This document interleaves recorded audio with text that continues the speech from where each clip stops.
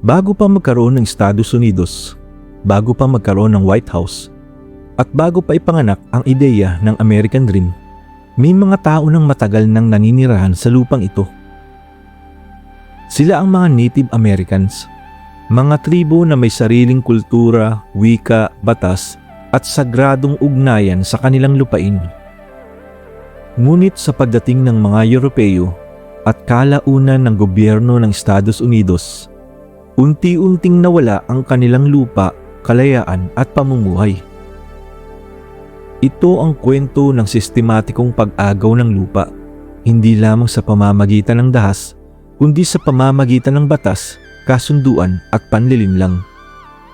Pero bago ang lahat, kung mahilig ka sa mga kwentong kasaysayan, huwag kalimutang mag-like at mag-subscribe para sa mas marami pang video na kagaya nito.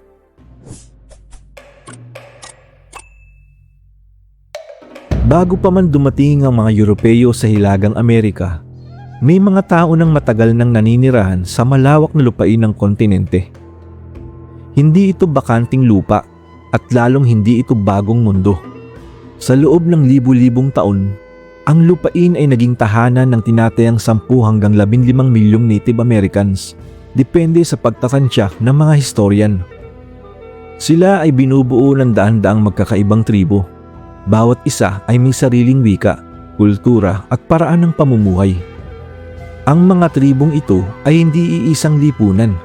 Sa Hilagang Silangan halimbawa, umiral ang mga tribong kabilang sa Iroquois Confederacy na may organisadong pamahalan at konsehong binubuo ng mga pinuno ng bawat tribo. Sa Timog Silangan, ang mga Cherokee at iba pang tribo ay may permanenteng mga nayon at sistematikong pagsasaka. Sa kapatagan, ang mga tribo tulad ng Lakota at Cheyenne ay nakasandig sa bison bilang sentro ng kanilang pagkain, pananamit at kultura, lalo na matapos lumaganap sa kanila ang paggamit ng kabayo. Sa Timog Kanluran naman, ang mga tribo gaya ng Hopi at mga ninuno ng pueblo ay nagtayo ng matitibay na tirahan at gumamit ng irigasyon upang mabuhay sa tuyong kapaligiran. Ipinapakita nito na ang mga Native Americans ay hindi basta-bastang gumagala lamang. May malinaw silang kaayusan, pamamahala at kaalaman kung paano mamuhay ng pangmatagalan sa kanilang kapaligiran. Napakahalaga ng lupa sa kanilang buhay, ngunit iba ang kahulugan nito kumpara sa pananaw ng mga Europeo. Para sa maraming tribo, ang lupa ay hindi karaniwang itinuturing na pribadong pag-aari ng isang tao. Ito ay sagradong pamana mula sa kanilang mga ninuno at pinagmumulan ng buhay para sa mga susunod na salinlahi. Naniniwala sila na ang tao ay bahagi ng kalikasan at hindi ang kalikasan ang pag-aari ng tao. Sa madaling salita, bago pa man dumating ang mga Europeo, ang Hilagang Amerika ay isang buhay na kontinente. May mga bayan, sakahan, daan ng kalakalan at malalim na kultura.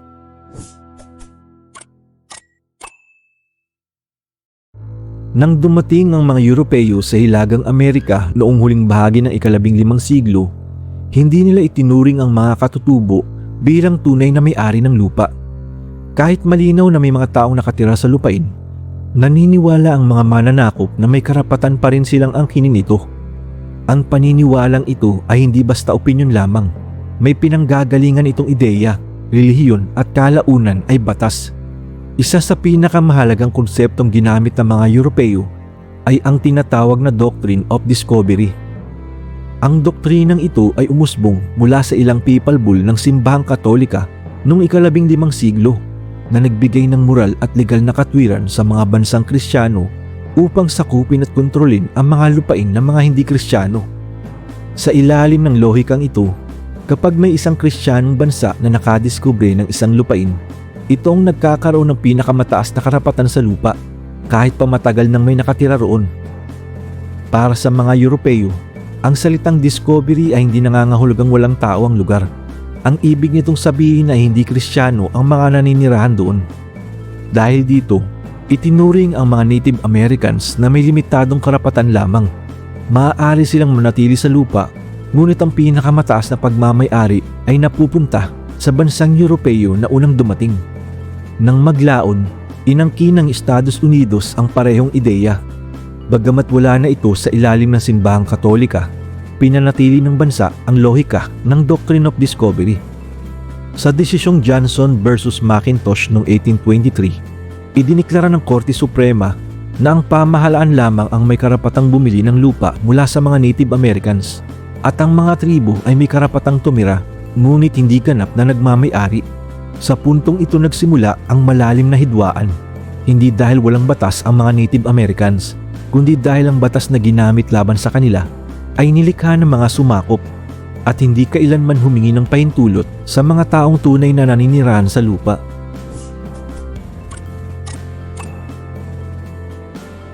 Noong 1776, nang ideklara ng 13 kolonya ang kanilang kalayaan mula sa Britanya, ipinanganak ang bagong bansa na tinawag na United States. Ngunit sa sandaling iyon, hindi lamang laban sa dating imperyo ang problema ng bagong gobyerno. May isa pang malaking usapin na kailangang harapin, ang lupain ng mga Native Americans. Sa panahong ito, kontrolado pa rin ng iba't ibang tribo ang malalawak na bahagi ng kontinente. Hindi sila bahagi ng Estados Unidos at hindi rin sila itinuturing ng mga mamamayan nito. Sa halip, tinuring sila ng gobyerno bilang mga hiwalay na komunidad o nasyon na kailangang kausapin at papirmahin sa kasunduan. Dahil dito, nagsimulang gumawa ang Estados Unidos ng mga treaty o kasunduan sa mga Native American tribes. Sa papel, malinaw ang pangako ng gobyerno. Kikilalanin ng lupain ng mga tribo o protektahan sila laban sa pananakop ng mga settler at igagalang ang kanilang otonomiya. Kapalit nito, madalas na hinihiling ng Estados Unidos ang karapatang gumamit ng ilang bahagi ng lupa o tuluyang bilhin ito. Sa pagitan ng 1778 at 1871, mahigit 370 kasunduan ang nilagdaan sa pagitan ng Estados Unidos at ng iba't ibang tribo.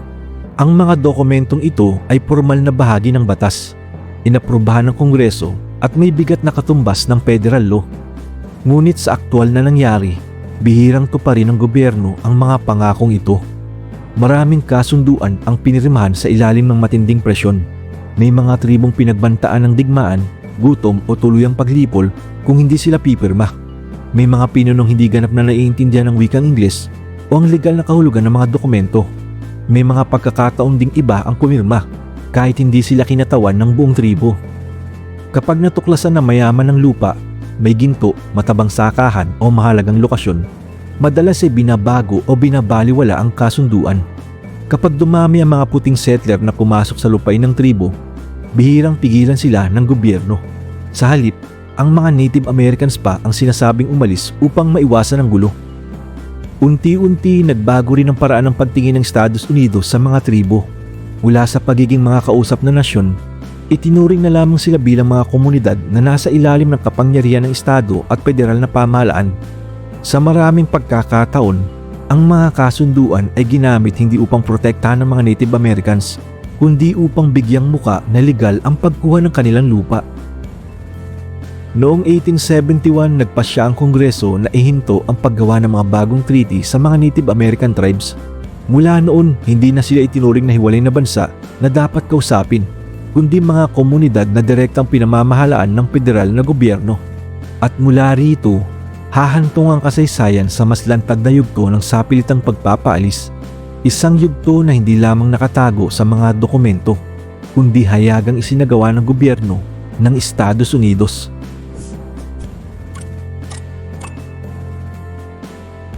Pagsapit ng unang bahagi ng ika-19 na siglo, mabilis na lumalawak ang Estados Unidos.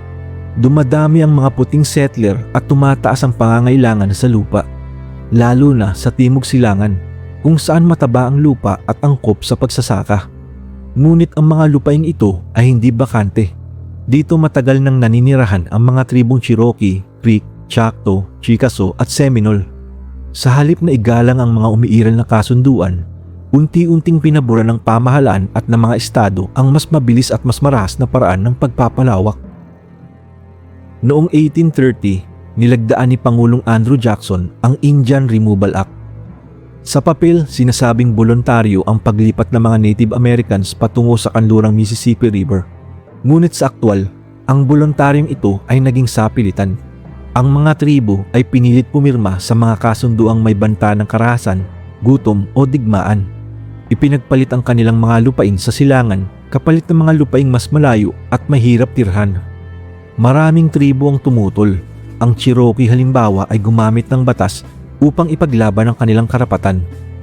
Noong 1832 sa kasong Worcester versus Georgia, nagpasya ang Korte Suprema na walang karapatan ng estado ng Georgia na pakailaman ang lupain ng Cherokee.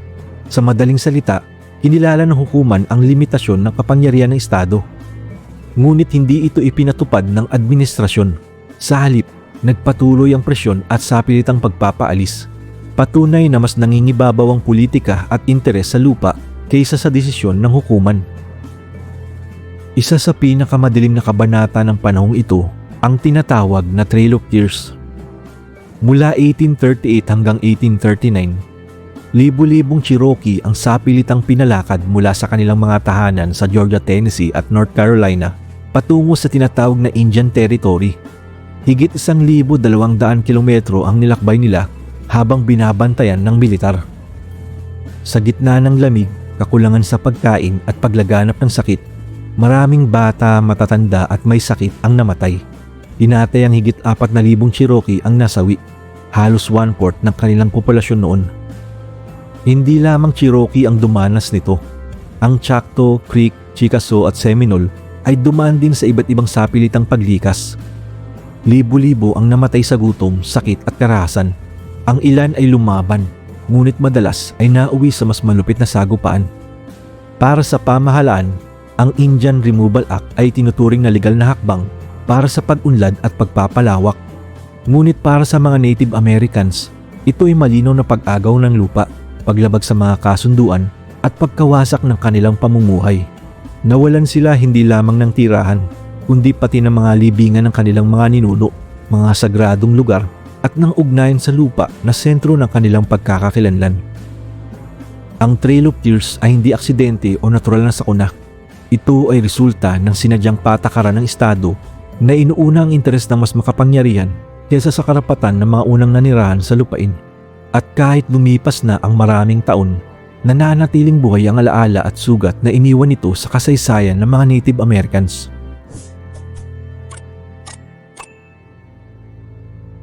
Pagsapit ng kalagitnaan ng ika-19 na siglo, patuloy na lumalawak ang Estados Unidos patungo sa kanluran. Sa panahong ito, lalo pang lumaganap ang ideya ng Manifest Destiny, ang paniniwalang itinadhana ng Diyos at ng kasaysayan na palawakin ng Amerika ang kanyang teritoryo mula Atlantic hanggang Pacific, kahit kapalit ang pag-angkin sa mga lupain ng mga katutubo at ibang bayan. Para sa maraming puting settler at leader ng bansa, hindi lamang ito ambisyon kundi isang moral na tungkulin.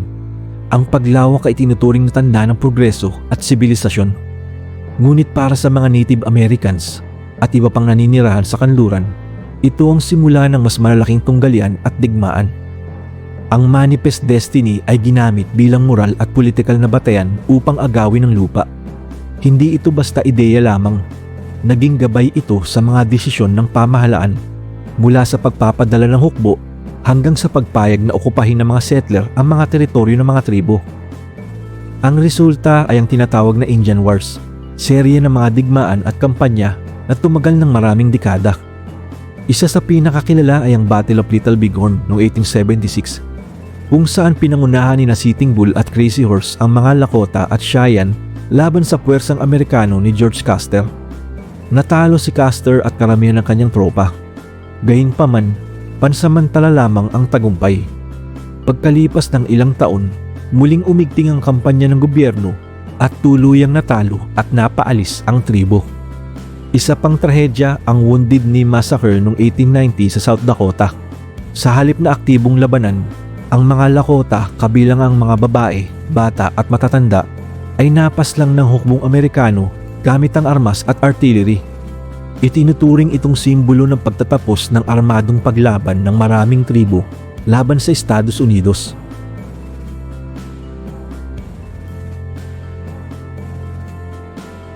Ang kasaysayan ng Estados Unidos ay hindi lamang kwento ng kalayaan at demokrasya. Ito rin ay kwento ng pagkakait ng karapatan, panlilinlang at sapilitang pag-agaw ng lupa. Hanggang ngayon, patuloy ang laban ng mga Native Americans para sa lupa, para sa dignidad at para sa katotohanan ng kanilang kasaysayan. Dahil ang lupa na inagaw noon ay patuloy na nagpapaalala na ang progreso ng isa ay naging kapalit ng pagkawasak ng iba. Kung nagustuhan mo ang kwento na ito, huwag kalimutang mag-like at mag-subscribe para sa mas marami pang video tungkol sa kasaysayan.